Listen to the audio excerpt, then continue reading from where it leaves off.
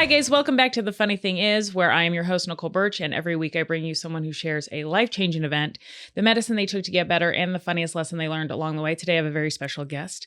Not only is she one of my favorite comedians, but she also has her own podcast called Don't Call Me Ma'am. Jodi Miller, welcome to the show. Thank you guys. Thanks. Yes. Don't call me ma'am. Yes. And the funny thing is, Yeah. the funny thing is, don't call me ma'am. Yeah, that's it. we Tell just me about your podcast. Why is it called that? Because, just getting older is a mindfuck. Yeah. And especially in the world of social media. Uh-huh. And it's like that first time. I mean, this isn't just for a woman. I think when a man is called sir, so they actually love it when they're called that and they get the sign of Right. respect. But when a woman hears that ma'am for the first time, you're like, oh God, ooh, it's like a punch in the vagina.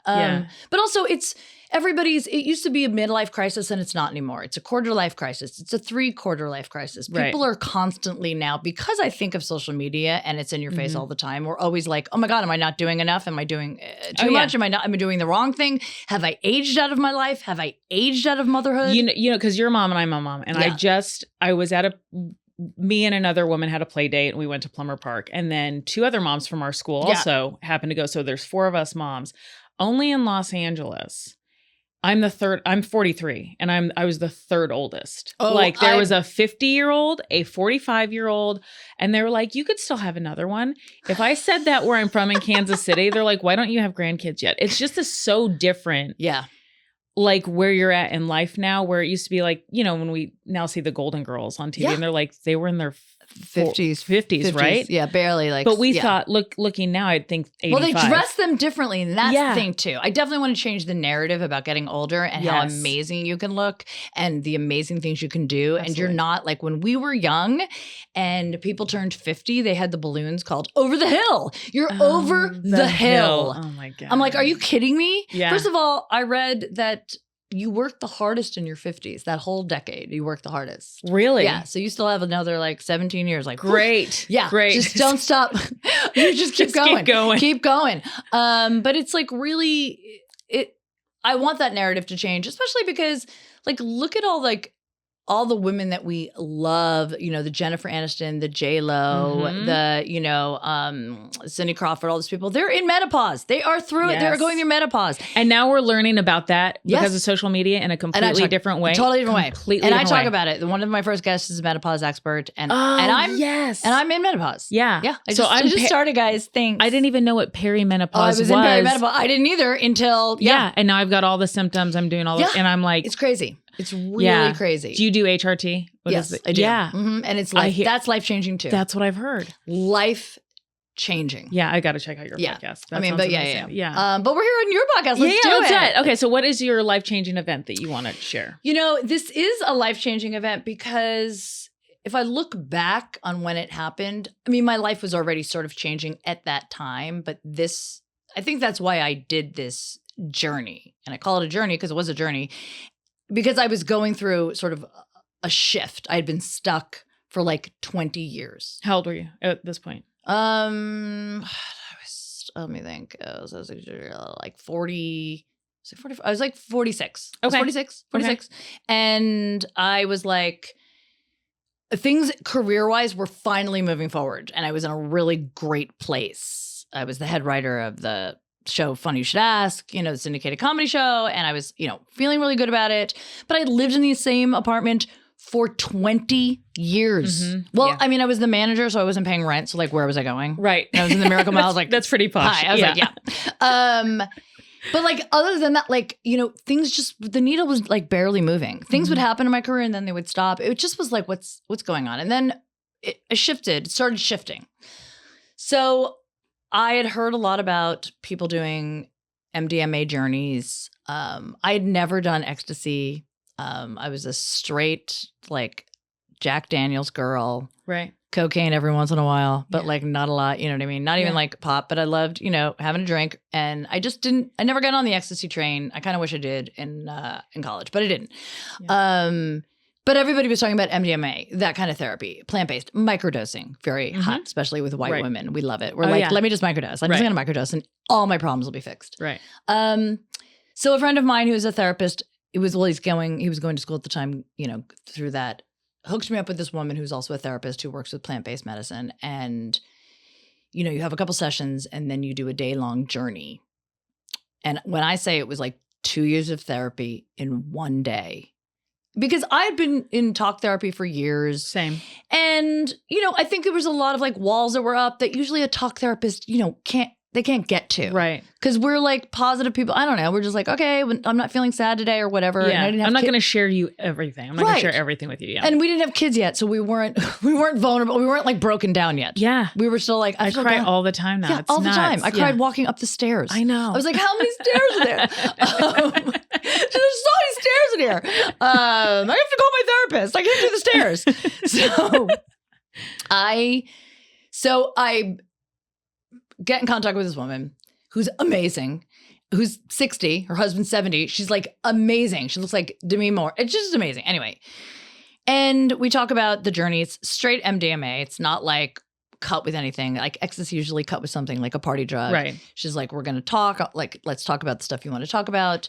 You're going to be blindfolded so that you're not distracted by external things, which is true because every time I took the blindfold off to like go to the bathroom, I was like, I love these drapes. I love this. And you were lost. She's like, she just was like, go to the bathroom and come back. Yeah. Because you just like love everything. Right. So it started like 7 a.m. I took it. Is it local? Or did you have to go travel? Okay, no, okay. oh no, yeah, it was like Santa Barbara. Oh, got it. Okay. So I stayed up there a night and went to her house, which is this beautiful little ADU that she does, and it was like a mattress on the floor and like wind chimes. It was like magical. Oh my god! And it was like 7 a.m. It was amazing, and we talked a little bit more, and then we did a little meditation, and then I took it, and then how do you take it? What is it? Is it a tea? It's a pill. It's a pill. Oh, it's just a pill. Okay, great. Have you ever done ecstasy? I did. I'm Molly when I was like 21 times. Amazing. Right. It's amazing. It's an amazing feeling. But mine did take me 4 days to come down. So it was definitely cut with something else. Yes, it usually is. And people usually, so because you have that serotonin dump, that's why they used to use pure MDMA for couples therapy because it really like completely eliminates your ego. And you actually want to talk about these things. That's why it's used in a therapy, in a therapeutic way. They use it now with it's approved for people with PTSD. It will eventually be approved more. They do use it for, it's becoming more on the forefront for therapy use again. Yeah, because it was like since antidepressants, when they became popular in the 1980s, this is like the new wave of psychotropics. Right. So you can't, if you're on an antidepressant, you would have to come off of that to do an MDMA. Yeah, right. For sure. You can do shrooms, but yes. So, but when those first came out, people were like, what are you on? That's terrible. Exactly. And now it's like, it's just this new wave. Right. But now people are going back towards psilocybin and MDMA because I don't think Big Pharma's going to want this to happen unless they can cash in on it. But you don't have to stay on it. You can work through issues and come through it. There are many documentaries on it. Vox did a great one. What is it? How to Change Your Mind, about the I saw that one. Yes, I saw that. That was great. And the greatest analogy they used, because they were, they had a scan of someone's brain, completely sober, and then on a psychedelic. And they said, you know what I mean? Like, we have grooves in our brain. We have a narrative. So it's like a sled going down a snow, like a hill with snow on it, right? Yeah. So you're forming that groove. But when you take a psychedelic, it's like a fresh coat of snow. So that you can make a different choice. And when I say it's exactly what it is. So anyway, I take the MDMA.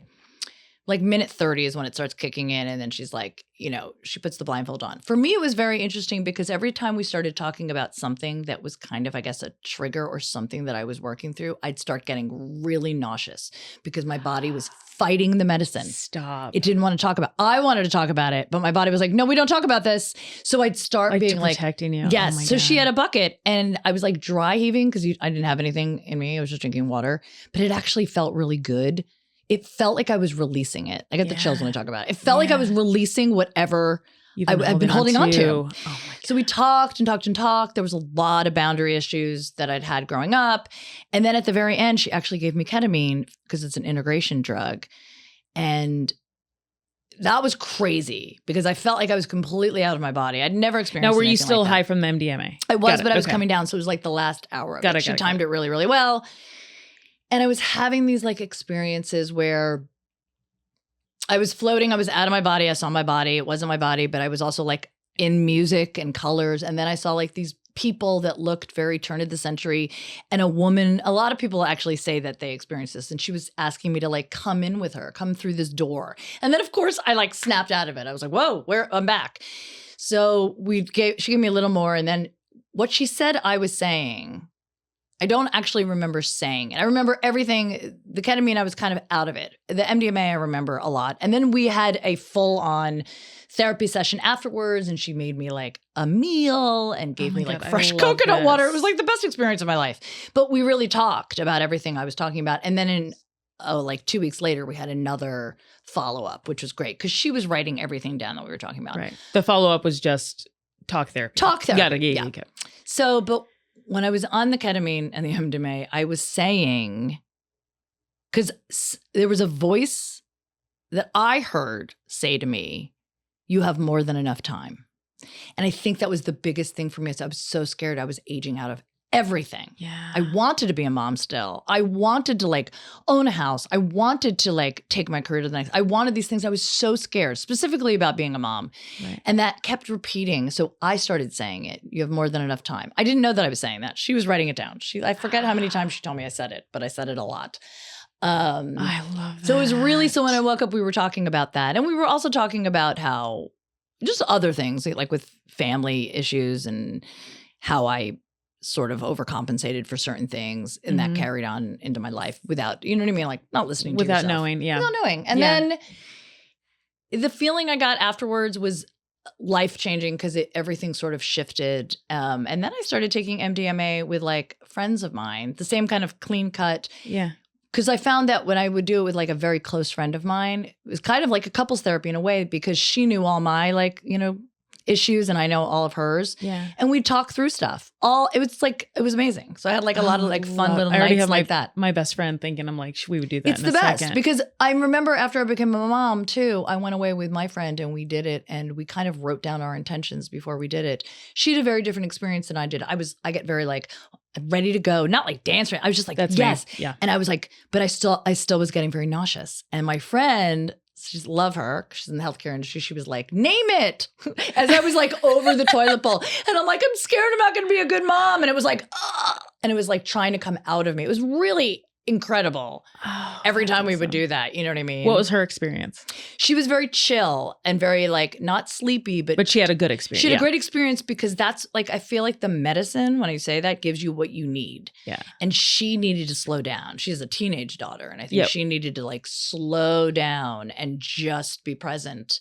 And I was like, I had all these fears and my daughter was only 6 months at the time. And I was like, what am I doing? Why did I become a mom? Yeah. As you do. Yeah. And still now, every day. Exactly. We had a guest on the show, Clayton Ferris, and he talked about psilocybin and how he microdoses. And he had OCD and ADHD his whole life to the point where it was like an issue. Like the touching the doorknobs, the cleaning, And one session, I think it was in Arizona. I think it was like a 2-dayer. And he's like, psilocybin. He goes, I don't have any of that stuff anymore. Crazy. And I'm like, what the fuck? Of course, Big Pharma doesn't want. No, of course unless they can monetize off of it, right? I mean, especially with depression. And I don't suffer from depression. I mean, obviously, I get depressed and I go through cycles and stuff like that.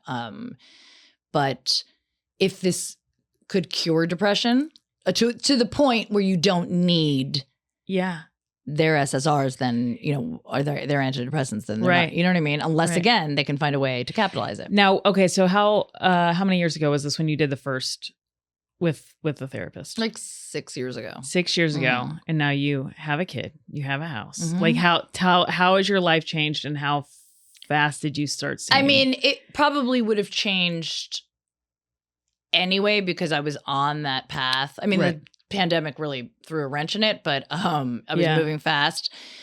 But what it did for me is it changed my perspective. I didn't have so much of that anxiety of like, I'm running out of time. I sort of surrendered. There was a part of me that's like, you have more than enough time and it's all going to work out. Something was like, it's going to work out. It's going to work out. And it did. I mean, my journey to motherhood wasn't the normal and still continues to not be. It was, you know what I mean? Like I was trying to get pregnant for years. Yeah. I fucked so many men. You have no idea. So many holes in condoms. So many holes in condoms. Holes. I was like, don't even use a condom. Absolutely not. We are getting pregnant tonight. I got pregnant from a one night stand, so you're in good company. God, I tried. Yeah. I tried so hard. I'm so jealous of that. Wait, are you guys, does he like co-parent? We co-parent. Yeah, that was the last time we were together. It was terrible. We were friends for like 6 years and we hooked up one night. So you're still good friends. Oh yeah. And that's great. But that's it was like that was really bad. Let's never tell anybody that happened. And then, did you tell anybody? I'm just kidding. Surprise. Does anyone know? Guess who's the dad? Yeah. So that, okay. Well, so you were on that journey to do that. Yeah. I mean, I was on that journey. I was trying to get pregnant. I did IUI. I was spending thousands of dollars, putting thousands of dollars in my vagina. I might as well have just put all that cash in my vagina.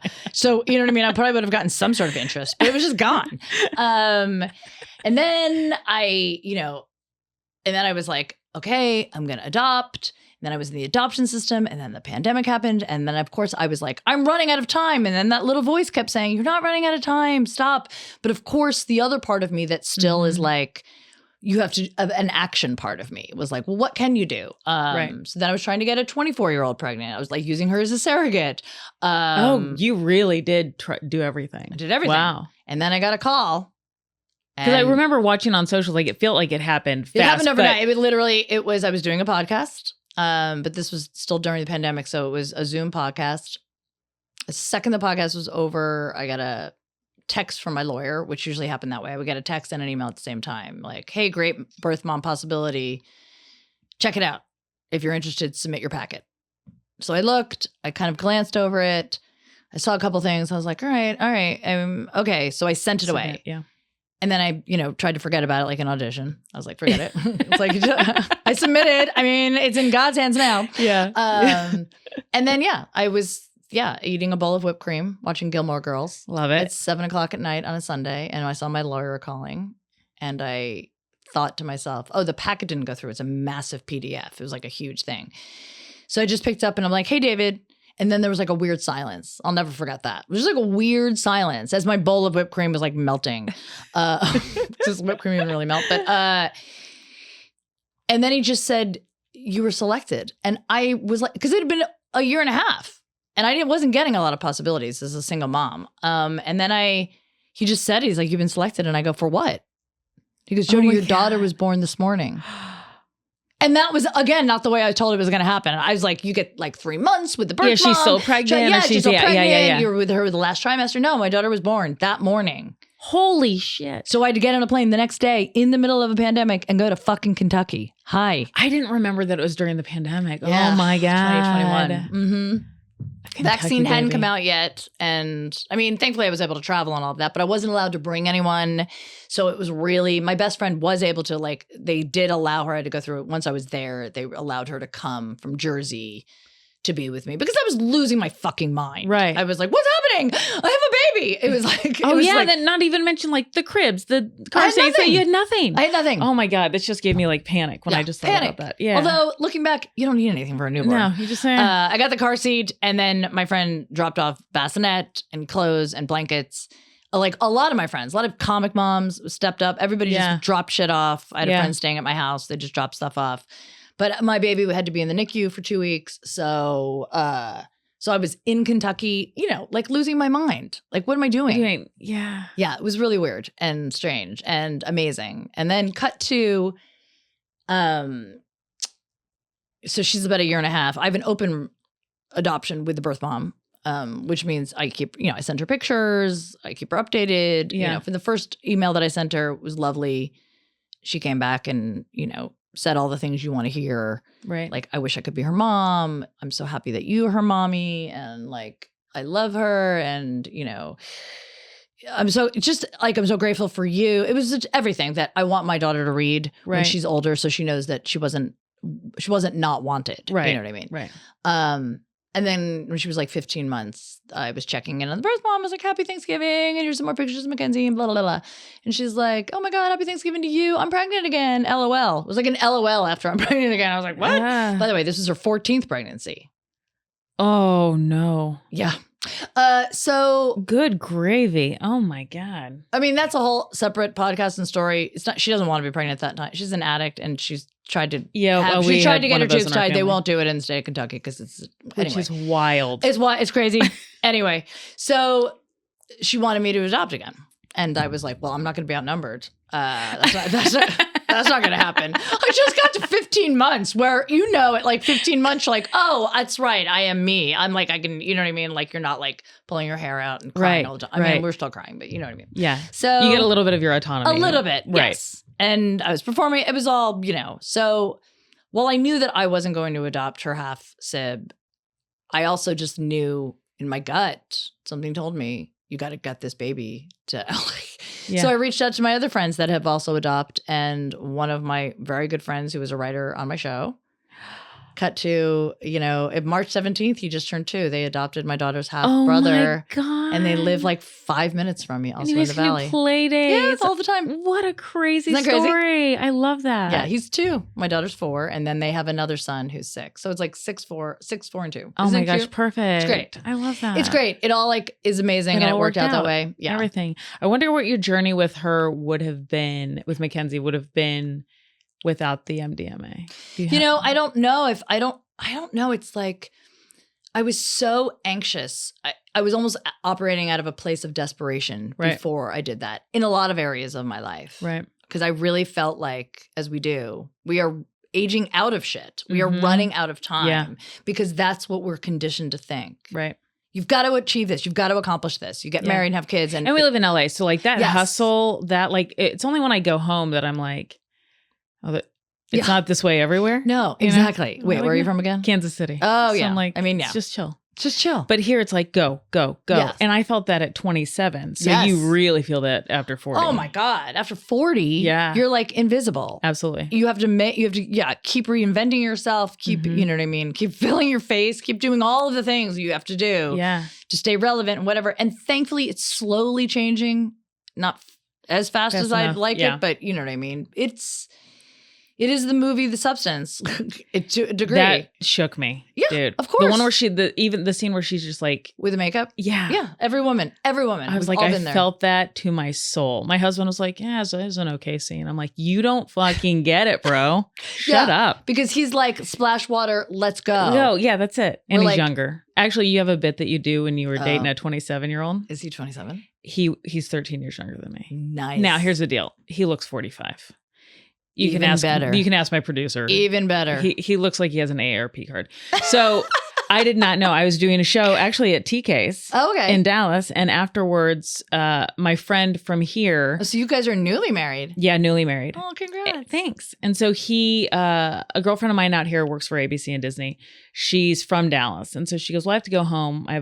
We have a new niece that I have to meet. So I'll go when you're headlining, and then I'll bring one of my brothers, and it's her brother. Oh, I thought he was her older brother because she's 35. She was 35. I was 40. Right. So I was like, oh, your older brother. I mean, you thought it was her father. I thought it was her dad. Yeah. I mean, he's a 5'9" ginger with a dad bod who's going bald. Like I'm not describing like the normal 27-year-old. So I was like, this guy's fun. This is great. And then he started flying out to LA every other weekend for like 10 months. And then he moved in, and then that was it. But he's 13 years younger. And the only time it manifests itself is when, it does in all the good ways, but in the bad ways, it's men already don't have forethought. Right. But when you're 30, you really don't have forethought. That's the only thing though. It's funny because I definitely was with the 27-year-old who's now like older than your husband. Yeah. And we're still good friends, but even that, I wasn't looking for that. It's just those are the guys that were hitting. Those are guys that were hitting on me. To be honest with you, guys my age weren't. They were either looking for someone younger. If you take the age thing off of Tinder, the restrictions, it's totally different. I thought I was going to get hit on by more like 60-year-olds. Yeah, no, it's the 20s. The 20s, yes. Yeah, and it's like I liked it for a long time, and then I became a mom, and I'm like. I just don't have time to just you know what I mean? Hit it and quit it. Hook up. It's like, I just can't, I'm like, it's funny because I was on a couple dates recently and he was older, a lot older. And that's also like, I can't go that direction either. I mean, he was in great shape. It's all good. But I actually was driving home from like the second dinner and I knew, I was like, you know what? Right now, my daughter is the love of my life. I know. You know what I mean? Like, I'm not lonely. I'm going to be, but like, I'm not, I'm definitely going to be. But I've also planned it where she will be moving home with me after college. All my friends from Jersey, their kids are in college or out of college in their 20s already because they had kids young. Oh, same. All my friends. Yes. I'm like, and they're like, oh, get ready because she's going to move home with you after school. I'm like, that's my plan. That's great. Love it. I will be in my 70s. Yeah. So like, let's get it on. Like, change my diaper, bitch. I know. I literally look at her and I'm like, she missed the cutoff for TK. So like by 5 days. So that means they're like, that means you get an extra year with her in your house. And I'm like, oh no. Like, what are you talking about? I'm like, she's going to be taking care of me before she even graduates. Exactly. It's fine. So wait, so your husband is 30. Does he want more kids? So that's like our discussion right now is I am 43, but I feel 60. Mm-hmm. And we just had this conversation yesterday. I wish we'd met earlier because he's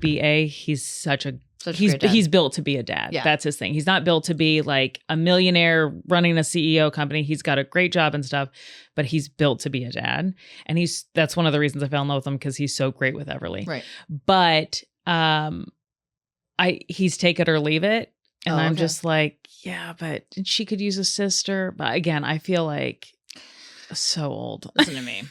I'm like pretty much a decade older than you. And you can totally do it. By the way, when you said you did it at 46, I was like, are you 46 now? What do you mean you did it at 46? I was very confused about that. So you look great. Thank you. Yeah. It's funny because when I went to my gynecologist before I even really decided I was going to do adoption, I was going to do embryo adoption.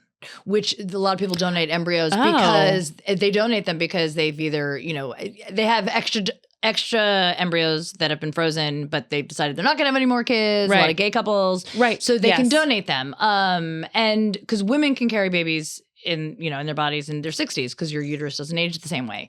So my uterus was like in great condition. My cervix, everything looked really great.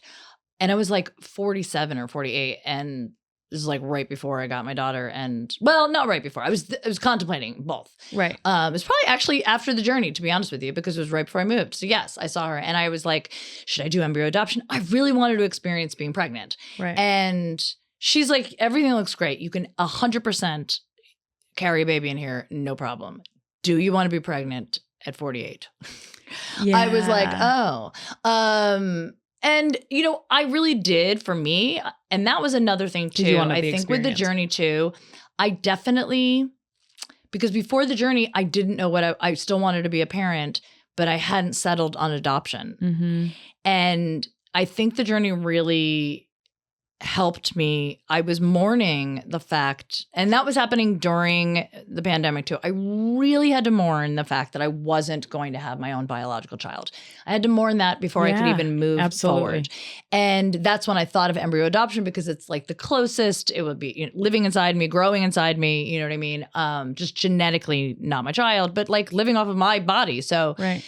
Which they all do anyway. I know. It doesn't matter. It doesn't matter. Seriously. She sucks everything out of me. And I can tell you, the moment I walked into that room and I knew that she was my daughter, it wasn't the first moment that I saw her in her little incubator. It wasn't even the moment that I held her first. It was right before I left. She was like sleeping the entire time. And I got really close to her because they can't see. And everyone was like, say affirmations because that's, changes the world. So I was like, okay, I'll do whatever. So I was like, you're strong, you're healthy, you're smart, you're whatever. And she was like asleep. You're beautiful, you're safe, you're loved, and, still sleeping. And then all I said was, I'll see you tomorrow. Because I hadn't even checked into the hotel when I got to Kentucky. I go, I'll see you tomorrow. And her eyes darted open and we locked eyes for the first time. And then, tears down my face. That's when I knew she was my daughter. And all of the feelings I had about not having my own biological child were gone. In fact, I forget she's not my own biological child. I say things like, well, I have this. So she, like, you know what I mean? It is so crazy. And I've talked to other people that have considered adoption, but are still in that mourning process. I'm like, you have to let yourself mourn. You have to get to it. Yeah. You have to get to it that I'm not going to have my own bio child. Having said that, you will have this child. Right. And and by the way, stepchildren too, the same thing. Once you are that parent, you are that parent. You know what I mean? It's pretty amazing. I think we get in our own way when it comes to that. You know what I mean? So that was definitely something that taking that journey helped me move through. Right. Like what's going to happen is going to happen. And I just knew somewhere in my gut it's going to happen the right way. And it was. I couldn't get pregnant. I spent all that money because she was always meant to be my daughter. Right. If things had gone in any other direction, she wouldn't be my daughter. Right. They could have gone better or worse. I don't know. Right. All I know is that she was always meant to be my daughter, and I can't see it any other way. Yeah. So like I'm grateful not for putting all that money in my vagina, but but you know what I mean? I'm grateful that it turned out this way. You know what I mean? Yeah. She's perfect. She's so cute, dude. She's so hot, guys. My dog. She's so sexy. She's like a sexy little baby. No, she's really cute. She's totally my daughter. It's like insane. And the birth mother is actually a very funny person, which is why I think she picked me. She's very just naturally funny. Yeah. And my daughter is naturally funny and also lives. We're very, I joke around. I'm like, has she seen you do stand up? No. Or like videos of it? Or she hasn't. She doesn't know. She knows that I do, like I'm on stage. Right now she's at the age, which I'm sure you know, like now when I'm going out, she's like, I don't want you to go out tonight. It's heartbreaking. God, before she just didn't know. The babysitter would come. She was like, whatever. Yeah. But if you decide to have another kid, you will be fine. Yeah. 1,000,000%. You know what I mean? And she's old enough now that it won't does it keep you young? Yeah. 100%. It's exhausting. So it makes you feel old in that way, but like it keeps you young. Well, yes, it definitely keeps you young. I think that benefits you on multiple levels, especially as a comic. You know what I mean? It keeps you young, but also that was the second part when my gynecologist said, do you want to be pregnant at 48? And I said, no, but I'm going to be a new mom either way, and she said, I'm not worried about you. You have more energy than most of my clients in their 50s. In their 20s. She's like, not worried about that. And I do. I do. I am a high energy person. Right. Of course I get exhausted. Right. I was just talking about it recently on stage, it was like last night at the Comedy Store. I said, because it just popped up, because I'm a way older mom and I'm going to give advice that's different than a young mom. Right. You know what I mean? Like when my daughter's like, Katie doesn't want to be my friend, I'm going to be like, fuck her. Yeah. Fuck that bitch. You have too many friends and there's so much work. You don't need You only need 2, maybe 3. Maybe. What is this? Also, cancel your plans tonight. Makes you feel so much happier. That's going to be my advice, because I'm going to be like, sit on the couch with mom. Don't play outside. Your ugly friends. Outside. Gross. Wow. That's me. I'm an introvert. I'm like, let's just stay in. Just stay in. So maybe you do want your child to have a sibling so that you don't have to do that. Yeah, because she's an extrovert. I'm like, how did you get this? Both your dad and I are like not. And she's just like, you're on stage, so you are. I do know. She did. I did a show at the Mic Drop in San Diego recently. And has she seen you on stage? Oh yeah. Like I have a comedy special on Amazon, and it's called Mama Drama. It's how I got pregnant. It's about Craig. It's about our one night stand. It's about Everly. It's about me meeting Matt. It's like the whole story. Amazing. And at the end, she comes out. She's like so little back then, and she takes the microphone and she goes, "I love you. Good night." And oh my God. Are you? Oh my God. The audience loses it. And I'm like, that's when somebody goes, if you're doing a press tour and they're like, what's your favorite part of the special? I'm like, when my kid comes out. Oh my God, it's like the best. Like, so your daughter does that. That is like, I would be like sobbing. Yeah. Now, I'm definitely going to watch your special. I would have anyway. I didn't realize, but I'm going to, and I'm going to watch that. My daughter, at the end of my special, I also talk just about my daughter, and then I have a clip. So my daughter at that time, when I taped my special, was 2.5. Yeah. And she said cock all the time. And I have a joke about it. And it's so much so that daycare was like, she's saying cock a lot. I'm like, I know, we're very proud. But it stood for like chalk, socks, and chocolate. I want cock. I'm like, get in line. Yeah. We all get do. in line. Mommy first. So at the end of my special, there's a video, it's a taped thing where I had just like pretended I had just run my entire set for her. She's sitting on the bed and I'm like, so what do you think? That's what I'm gonna do for my special. And she just goes, cock. It's just perfect. So your daughter's like, I love you, good night. And my daughter screams, cock. I love it. What's your special called? Where's it at? Decades in the Making. It's on YouTube. Great. Yeah. Perfect. Yeah. Thank you so much for doing this. Oh my God, are you kidding me? Would you do the whole cycle again with the therapist in Santa Barbara? Like, yeah. I would do it right now on the show with you. Yeah. If I oh my could. God, please. I'm constantly like, when can I do another MDMA night? Like, because a lot of people do have that weird come down. Oh, can if I it's ask mixed thing. how expensive it is? It's like $1,000. Oh, that's not bad. It's not, considering that you have like a few sessions before, like therapy sessions, and then a couple after. Oh yeah. Yeah. I think at that time I was like, okay, but it was worth it for sure. It was worth it for me to be introduced into the world of this type of medicine. Right. And microdosing and all of that, because it's definitely been a game changer. It doesn't fix everything. I don't want people to be like, it fixes everything. It fixes a lot. And you can really change a lot of aspects of your life. It gives you the tools and sort of like, it really helps a lot. And people, you can do your own research, and you should, for sure. Yeah, because like if you guys watch the documentary, like the Matthew Perry, how he overdosed on ketamine. Yes, like it needs to be done with a professional in a professional 100% do. And they have them. They have the clinics in LA. I have two friends that did it, and it was a game changer for them. And they have inhalers. Yes, you do it with someone that knows what they're doing. Exactly, for sure. You know what I mean? I don't understand how people would do it as a party drug, because it is very much like, I mean, there was no part of me that wanted to do anything. It's but almost like it's sedative, because it's a tranquilizer, because it's a horse tranquilizer. Yeah, so that's so interesting. It is, but it is an integration for those of you that don't know what I mean. But like, so all the therapy I did up until that point, when you do the ketamine at the end, you will now retain all of that stuff. That's what it means by integrative. Yes, it's an integrative therapy. So when you're taking it with a therapist or in a therapeutic setting, they're really trying to retrain your brain to, you know what I mean, deal with some of your issues, or break through, or deal with trauma, or, you know, just like phobias. A lot of that stuff is incredibly helpful. And again, do the research. There's multiple documentaries about the benefits of all of these psychedelics. And, you know, it's pretty amazing. I want that contact. It's really, oh, absolutely. I mean, it's like one of those things where I felt better for a long time afterwards. And for a month afterwards, you've got like neurons. Like, that was another thing in that one documentary, How to Change Your Mind. When they show the brain before and then after, they're showing what happens is there's new pathway connections in your brain.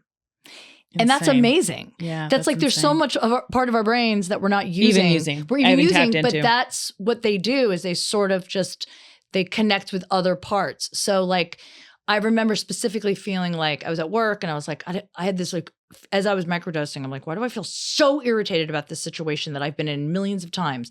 And it's because that's the medicine telling you to take a different route. Right. It's really making it very obvious that you're not comfortable in this space. So speak up for what you want. And I did. Oof. And it was hard, but I did it. And I'm retraining the brain so it's got new grooves. So it's not doing the exact same thing I always do, which is like, okay, it's more important to be happy than it is to be right. Sometimes you can be both. Yeah. You can be right, and then you can be happy because you're right. And because you spoke up for yourself. Right. Like, I just wasn't I wasn't a big advocate for myself. Yeah, I'm a little bit that way. Yeah. Well, we're parents too. I know. Now they just run over us. But where can people find you? They can find me at jodimillercomedy.com or Jodi Miller Comic across all socials.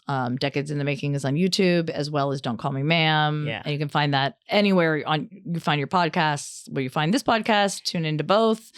And then, you can watch it on YouTube. And awesome. Thank you for coming. Thanks for having me. Yeah, this was fun. So much fun. This was great. All right, guys, you know the drill. You can follow me at The Funny Thing Is Podcast or at Nicole Birch Comedy on all socials. And as always, we'll see you next time.